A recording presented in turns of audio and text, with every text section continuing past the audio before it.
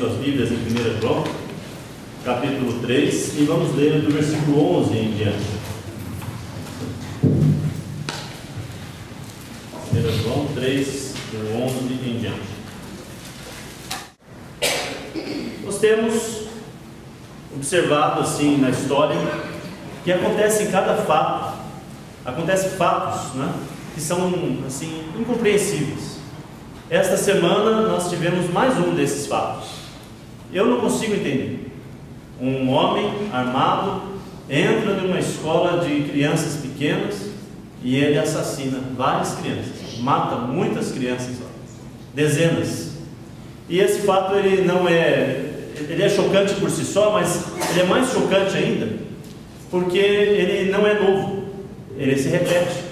Ele já aconteceu nos Estados Unidos várias vezes e até aqui no Brasil, né? Há 1 ano e meio atrás aconteceu também lá no Rio de Janeiro, em que um homem também armado entrou numa escola e lá assassinou várias crianças.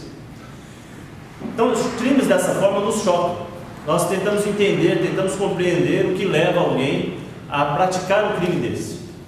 E aí nós pensamos, puxa, mas se a educação chegasse nas pessoas, o mundo melhoraria. Se as pessoas tivessem educação, elas não fariam algo assim.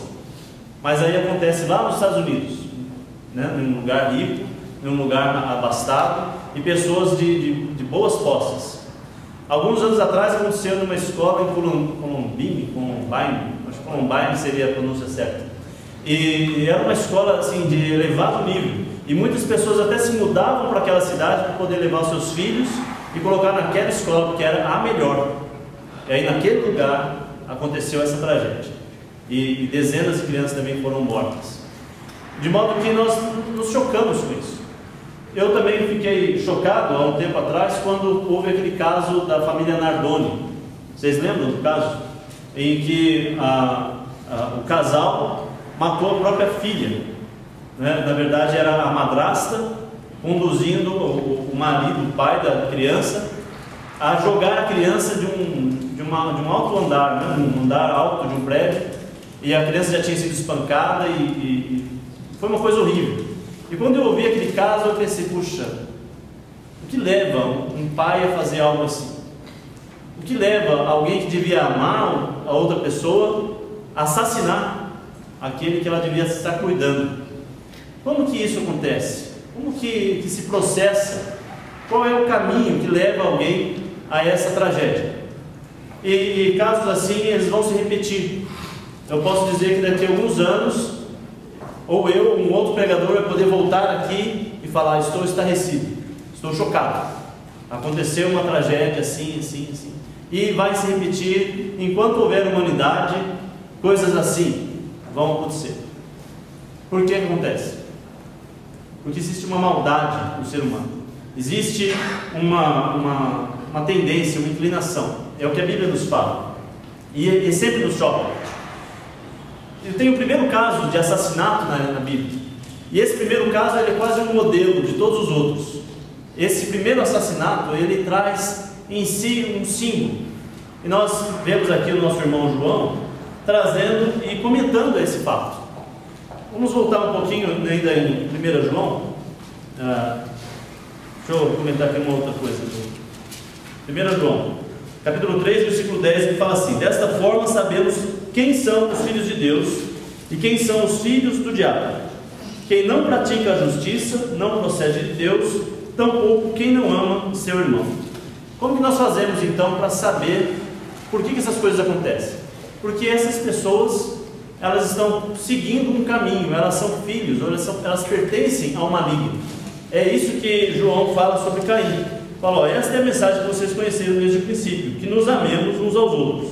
Então ele sempre traz uma conotação, primeiro positiva, que nós devemos amar uns aos outros, e depois ele fala sobre um caso negativo, porque essa confrontação, esse contraste, traz para nós traz luz, né? Nos explica melhor sobre o que está acontecendo. Não sejamos como Caim, que pertencia ao maligno e matou seu irmão. E por que o matou? Porque suas obras eram más e as de seu irmão eram justas. Essa injustiça, essa doença, essa inclinação para o mal, nós podemos ver, por exemplo, no ranking de remédios que são vendidos no Brasil. Quais são os remédios mais vendidos no Brasil? Não sei o que eu fiz aí que não aparece, né? Eu clico e ele some. Mas tudo bem, eu decorei, né? Os 3 primeiros, pelo menos, eu sei de cor. O primeiro remédio mais vendido no Brasil em 2008, essa pesquisa não foi renovada, mas a IMS fez uma pesquisa e o remédio mais vendido no Brasil em 2008 era o microvular. Então, o microvular é um remédio anticoncepcional. E o segundo é o Rivotril, que é um antiansiolítico, que é um calmante, um tranquilizante. Então, em primeiro lugar, um anticoncepcional, que as pessoas não querem ter filhos. E o segundo é um tranquilizante, que as pessoas querem dormir tranquilas. E o terceiro é hipogloss, o que mostra que o primeiro não está funcionando bem, né? Porque continua tendo bastante bebê, então as pessoas precisam comprar hipogloss. Mas voltando à ideia daqui, em 98, o Rivotril não aparecia na lista dos 10 mais. O Rivotril não era importante. A ansiedade vem crescendo, depois de uma década, nós percebemos que a ansiedade está aumentando. E interessante também nessa pesquisa que a ansiedade nós podemos pensar, não, mas vende mais Rivotril, talvez em São Paulo, em que tem mais trânsito, mais ansiedade, mais trabalho e mais cobrança. Mas na verdade, sabe onde que mais vende Rivotril? No Rio de Janeiro, num lugar onde tem praia, onde tem os prazeres da vida, aquela coisa toda, as pessoas são muito felizes, muito alegres, aparentemente, mas por dentro elas estão doentes. Elas estão ansiosas, elas têm uma tendência a ter problemas mentais. E depois esse ansiolítico ele vicia, ele faz com que a pessoa seja uma dependente e logo ela tem até mesmo uma inclinação para outros transtornos psicológicos. Então, essa tendência do mundo, o mundo está nessa doença, existe uma doença. E essa doença ela não é resolvida pelas soluções que o mundo propõe. Porque no Rio de Janeiro, onde as pessoas mais buscam todas as soluções que o mundo propõe, é onde elas estão mais doentes. Percebe? Como é interessante isso? Logo nós percebemos que precisamos buscar as soluções de Deus. Semana passada nós tivemos, né, aquele seminário sobre Deus e dinheiro. O nosso irmão Brian trouxe várias vezes aquela informação de que precisamos colocar em primeiro lugar as coisas do reino de Deus. E as outras coisas vão acompanhar, né, o reino de Deus. E isso nos tira a ansiedade. Se nós colocamos nossa ansiedade, nosso desejo, nosso coração nas coisas de Deus, a ansiedade diminui e etc. Agora voltamos a esse caso do Caim. Eu convido vocês para abrirem a sua Bíblia em Gênesis capítulo 4, versículos de 1 em diante. E o nosso irmão João, ele faz uma análise aqui, e ele comenta por que Caim matou Abel. Ele traz uma informação importante. Ele faz uma análise. Qual é a opinião, de acordo com João, e aí nós sabemos que é inspirado por Deus, por que Caim matou Abel? De acordo com João, porque as suas obras eram más. A do Caim eram más, mas e a do Abel? Eram justas. Não seria ao contrário?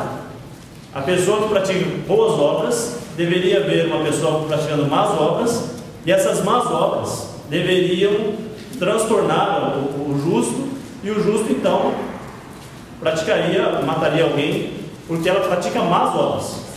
Mas é o contrário.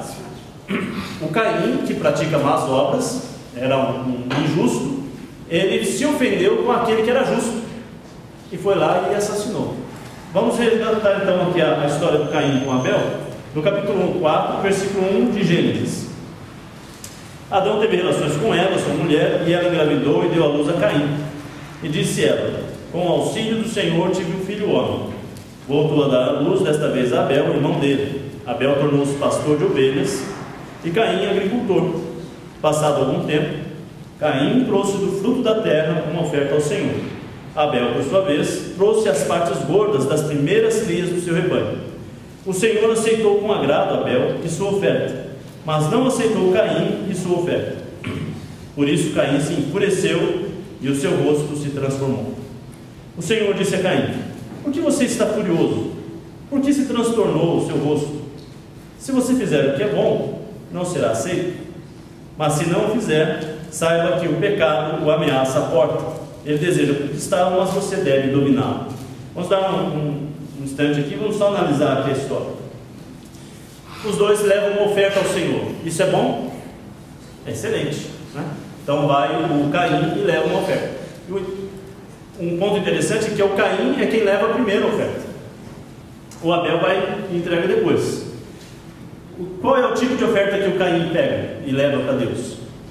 Uma oferta, qualquer oferta. Ele pegou lá um tanto do que ele achou que devia, e da forma como ele achou que devia, e ofereceu a Deus. Ao passo que foi Abel que levou a parte mais saborosa, vamos dizer assim, da primeira cria. Então ele pegou a primícia, ele pegou o melhor do que era o primeiro, ele pegou o melhor de tudo que ele tinha, e aí ele foi lá e aquela parte foi que ele ofereceu a Deus. Então nós comparamos as duas ofertas, você vai perceber que Caim oferta do jeito errado, ele oferta a coisa errada e com o motivo errado.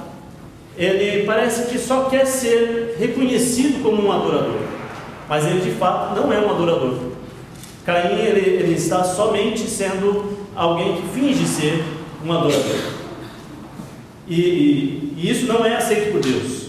Por isso que ele fala aqui no versículo 4, né, que Abel trouxe a parte gorda das suas primeiras ovelhas e tal. No versículo 5, mas não aceitou Caim e sua oferta. Quem foi rejeitado não foi em si a oferta do Caim. O que foi rejeitado foi o Caim.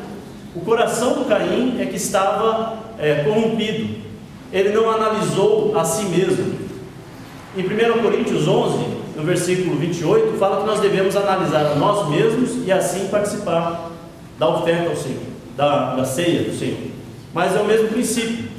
Também em Mateus capítulo 5, versículo 22, fala que se você tem algo contra o seu irmão tem algo contra você, e você está ofertando a Deus, antes de você terminar a sua oferta, você vai e se reconcilia com o seu irmão. É assim que é o amor. O amor ele tem que buscar reconciliação. Mas Caim está ofertando a Deus e ele não está preocupado se vai ser do agrado de Deus ou não. Então é o jeito de Caim ofertar. Vou voltar aqui já. Vamos pegar o exemplo do Caim. Então o Caim ele é um exemplo máximo de negativo. Ele é um exemplo extremo daquilo que é errado. Nós devemos evitar. Ele vai matar seu irmão pelos motivos mais torpes possíveis. É um amor falso, é o amor que ele demonstra, está presente nos lábios, mas ele convida seu irmão: vem irmão, vamos ali, vamos conversar um pouco. Vamos voltar então Gênesis 4, versículo 8. Disse porém Caim a seu irmão Abel: vamos para o campo. E quando estavam lá, Caim atacou seu irmão e o matou. O gesto do Caim é um gesto com palavras doces, com palavras amenudadas, mas o coração está cheio de ódio. Ele vai assassinar seu irmão. É um gesto de violência disfarçado com gestos amigáveis. Lembra quem? Judas traiu Jesus como? Foi lá e deu um beijo em Jesus, mas dentro do seu coração estava cheio de traição, ódio, inveja, porque a inveja é que fez com que o Caim agisse dessa forma. Foi a inveja que motivou o Caim a ir lá e assassinar seu irmão. Esse sentimento que não se conforma com alguém ser reconhecido por Deus, com alguém ter algo bom. Então a inveja não é o fato da pessoa querer ter, mas é o fato que a pessoa não quer que o outro tenha. Ela se irrita com o fato de alguém estar feliz. A Bíblia fala para nós chorar com os que choram e se alegrar com os que se alegram. Eu até acho que chorar com os que choram as pessoas até praticam, mas se alegrar com os que se alegram é a parte difícil. Curiosamente, quando as pessoas estão felizes, como é no caso de Abel, pode gerar um sentimento de inveja, um sentimento de ódio, e esse sentimento tomou conta do coração do Caim, tanto que ele ficou cego. Ele não conseguia reconhecer que ele estava errado, ele não conseguia ver que ele podia entrar por um caminho sem volta. E esse sentimento de ódio, o sentimento de inveja, ele é tão forte que cegou o Caim ao ponto dele não conseguir, nem mesmo quando Deus falou com ele, Cuidado, Caim. O pecado, né? Aqui não dá. Está batendo a porta. Mas cabe a ti dominar. Em outra passagem na Bíblia fala: irai-vos e não pequeis. Então, o sentimento em si, ele é perigoso, mas o problema é a consequência do sentimento. O sentimento vai aflorar e vai levar a pessoa a fazer algo. E foi o que o Caim fez. Mais do que ele ter ouvido a palavra do Senhor, e ele rejeitou a palavra de Deus. Deus deu uma oportunidade para que ele se arrependesse e deixasse aquele caminho. Mas apesar de ter ouvido a voz de Deus, o seu coração se endureceu.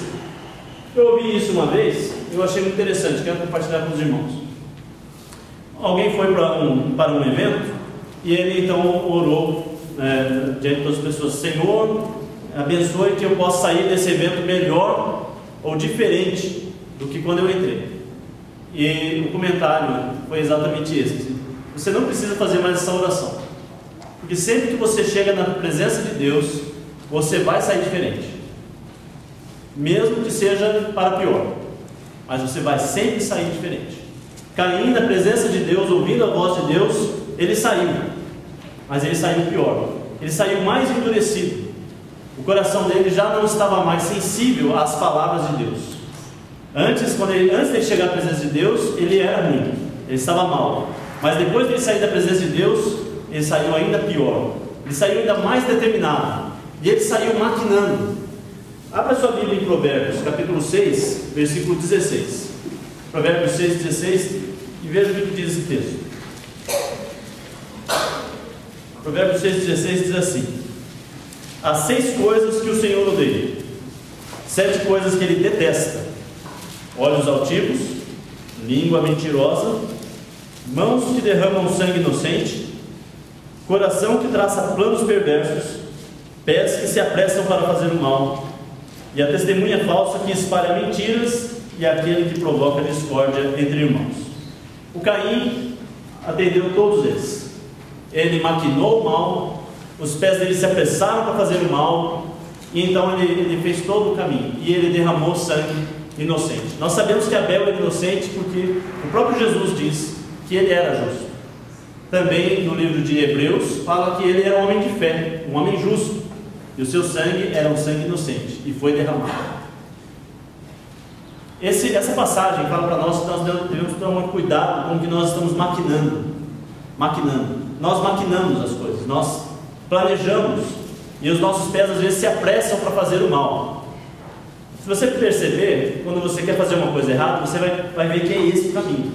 Você deseja, você recebe o alerta de Deus, Deus fala para você: não faz. Aí você fala: não, eu vou dar um jeito. E aí então você faz ele escondido, você faz ele de uma forma que por fora parece certo, mas lá dentro está tudo errado. E você vai consumar o fato, vai fazer igualzinho Caim, vai falar que vai fazer uma coisa, mas vai fazer outra. Então existe uma falsidade, é algo lá dentro está errado. Por isso que eu falei que o grande erro do Caim foi imaginar que Deus queria adoração. Mas Deus não quer adoração, Deus quer adoradores. Olha a diferença. Qual é a diferença? Deus quer adoração ou Deus quer adoradores? Em João 4, 23 fala que Deus procura adoradores que adorem em espírito e em verdade. Como é que Caim estava adorando a Deus? Aparência, só a casca, e era só mentira. Não tinha nenhuma verdade ali. Com certeza não tinha nenhum espírito ali. Se tinha algum espírito, não era o de Deus. Caim estava então oferecendo a sua adoração. E esse primeiro assassinato nos choca também, sabe por quê? Ele acontece num ambiente religioso. O Caim não é um ateu. Ele é alguém que cria em Deus. Não é de nos surpreender. Nós não imaginaríamos que o mal deveria vir só daqueles que não temem ou não conhecem a Deus. Mas, pelo contrário, esse mal veio de alguém que conhece a Deus. E ele maquinou o mal contra o seu próprio irmão. O processo é o seguinte: a primeira coisa que aconteceu com Caim foi que ele perdeu o temor a Deus. Qual é o princípio da sabedoria? O princípio da sabedoria é o temor a Deus. Mas quando nós perdemos o temor a Deus, nós podemos praticar as coisas mais horríveis e achar que Deus não vai dar conta, achar que Deus não vai punir, achar que Deus não verá, achar que não tem problema, Deus vai dar um jeito no meu caso. Foi o que o Caim pensou. Ele perdeu o temor a Deus e foi lá e assassinou seu irmão. Qual foi a reação de Deus com essa condição? Vamos voltar lá em Gênesis 4. O que acontece depois com Caim? No versículo 9, então, no 8, né? Disse, porém, Caim ao seu irmão: vamos ao campo. Quando estavam lá, Caim atacou seu irmão Abel e o matou. Então o Senhor perguntou a Caim: onde está seu irmão Abel? Respondeu ele: não sei. Sou eu responsável por meu irmão? Essa pergunta é uma pergunta retórica, mas ele devia ter afirmado: eu sou responsável por meu irmão. E eu não sei, mas eu vou atrás, vou saber. Na verdade, nós somos sim responsáveis pelos nossos irmãos. A Bíblia nos ensina em Romanos 14 que até o nosso testemunho não deve derrubar, o nosso mau testemunho não deve derrubar um outro irmão. Nós devemos nos preocupar até mesmo com o que as pessoas vão pensar de nós. Muitas vezes a gente pensa: ah, sim, não, mas não importa o que os outros pensam, importa dentro do coração. De fato, o mais importante é o que está dentro do coração, mas a Bíblia nos ensina que também importa o que os outros pensam. Porque se alguém cair da fé por causa de um mau testemunho meu, Jesus disse que era melhor você amarrar uma pedra no pescoço, se jogar e se matar afogado, do que você derrubar alguém da fé de Jesus. Então é muito importante para nós. Nós somos sim responsáveis pelos nossos irmãos. Você é responsável pela vida espiritual dos seus irmãos. Por isso que em 1 Coríntios também 11, quando nós falamos da ceia, que ninguém tome a ceia sem discernir o corpo, sem prestar atenção no que está acontecendo com os irmãos. Se eu não sei o que está acontecendo com os irmãos, então eu vou participar da ceia de uma forma errada. Eu não me importo se alguém tem alguma coisa contra mim ou não. O que a Bíblia nos ensina é que nós devemos sim nos importar com os nossos irmãos. Tem alguém faltando na igreja? Você sabe? Você tem proximidade com esse irmão? Então você é responsável por esse irmão. Deus vai nos perguntar. E aí então, no 10, o Senhor vai responder para o Caim. Disse o Senhor: o que foi que você fez? Escute. Ouça bem. Está ouvindo? Da terra, o sangue de Abel clama por justiça. O sangue é algo muito, muito importante. E ele está clamando. Agora amaldiçoado é você pela terra, que abriu a boca para receber da sua mão o sangue do seu irmão. Quando você cultivar a terra, esta não lhe dará mais a sua força, e você será um fugitivo errante pelo mundo. Caim então ele se torna um símbolo da humanidade. Parece que toda a humanidade vem dele, porque é assim que a humanidade anda pelo mundo, errante pelo mundo. E nós temos que nos esforçar, temos que fazer muito mais. Por causa da maldade desse homem, é um símbolo. E a humanidade pode escolher pelo símbolo do Caim ou pelo símbolo máximo do amor, que é Jesus. Vamos fazer um contraste aqui. O ódio de Caim levou que ele assassinasse seu irmão. E aí João compara com o amor de Cristo. Vamos agora voltar em 1 João, capítulo 1, versículo 16. Perdão, capítulo 3, versículo 16. Ele diz o seguinte: nisto conhecemos o que é o amor. Então ele faz uma transição. Primeiro ele fala do amor, depois ele fala do ódio. Agora ele fala de novo do amor. Nisto conhecemos o que é o amor. Jesus Cristo deu a sua vida por nós e devemos dar a nossa vida por nossos irmãos. Compare bem. Vamos fazer essa comparação. O ódio de Caim levou a assassinar seu irmão, e o amor extremo de Jesus o levou ao sacrifício supremo, ao sacrifício crucial. O ódio de Caim faz com que ele queira tomar aquilo que o seu irmão tem, faz com que ele queira tirar a vida do seu irmão. E Jesus faz um sacrifício para nos dar vida. Então, ao invés de tomar, ele dá. Como é que nós conhecemos o amor? Como é que se reconhece o amor? Tinha antigamente, não sei se é do tempo de vocês, eu sei que alguns aqui não, mas tinha um álbum de figurinha chamado Amaré. Né? Alguém aqui já comprou figurinha do Amaré? E eram as definições de amor. Eu achei, era interessante. Né? E o que é amor, afinal de contas? O que é amor? Essa é a definição de amor que nós encontramos em 1 João 3,16. Porque Ele deu o seu Filho para que ninguém que nele crê não pereça. Esse outro 3,16 também está falando do amor de Jesus. Né? Nós vemos agora aqui que Jesus nos amou tanto que Ele se deu por nós. Nisto conhecemos o que é o amor. O que é o amor? Amar é Jesus deu a sua vida por nós e devemos dar a nossa vida por nossos irmãos. E esse é o ponto que nós devemos concluir aqui.